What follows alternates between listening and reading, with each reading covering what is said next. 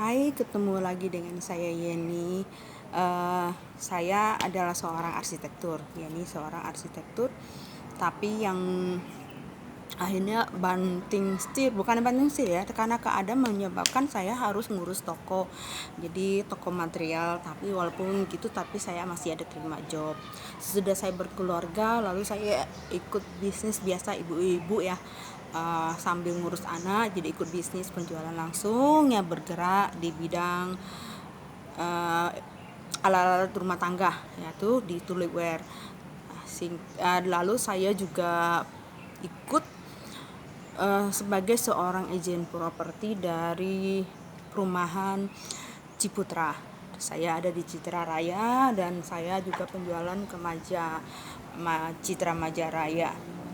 Dari penjualan sebagai agen saya properti itu emang lumayan ya untuk ininya ya, apalagi kalau kita sering ikut pameran gitu ya, penghasilan juga cukup ya, lumayan.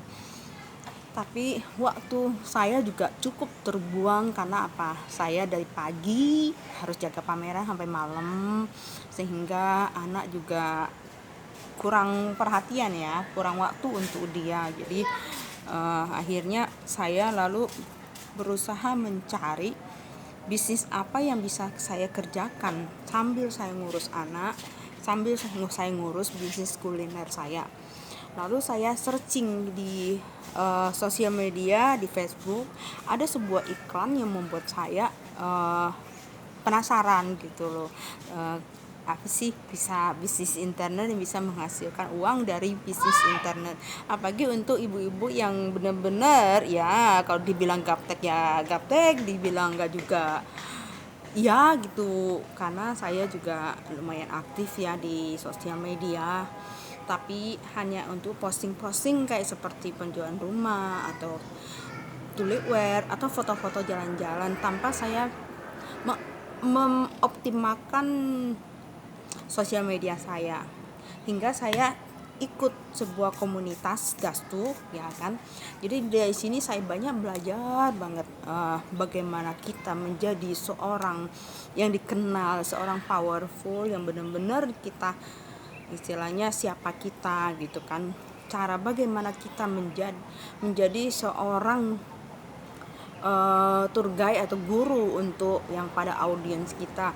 Terus bagaimana kita copywriting, belajar public speaking, settingan cara kita postingan iklan kita di sosial media. Nah, di sini kita diajarin, dimentorin sampai kita menjadi bisa.